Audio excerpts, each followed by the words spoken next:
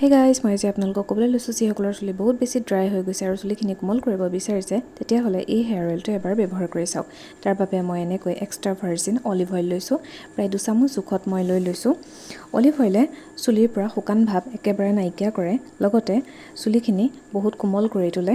Olive অইলত vitamin A, ই আৰু antioxidant থাকে যিয়ে চুলি গুৰিৰ পৰা মজবুত কৰাত সহায় কৰে, লগতে চুলিখিনিত চাইন আনি দিয়ে। এতিয়া এটা চচপেন মই এনেদৰে পানী দি গেছত বহাই দিলোঁ আৰু তাতে মই ডাবল বইলিং কৰি তেলখিনি অকণমান গৰম কৰি ল'ম আৰু তাৰ পাছত ভালদৰে মই তেলখিনি চুলিত লগাই ল'ম আৰু স্কাল্পত মই ভালদৰে মাছাজ কৰিম। অলিভ অইলে চুলি মইশ্চাৰাইজ কৰাৰ লগতে কোমল কৰি তোলে। অলিভ অইলে ডেণ্ড্ৰাফ নাইকিয়া কৰাত সহায় কৰে, লগতে যিসকলৰ চুলিৰ আগফটাৰ সমস্যা আছে সেয়াও নোহোৱা কৰাত সহায় কৰে। লগতে অলিভ অইলে চুলি সৰা সমস্যা নাইকিয়া কৰে।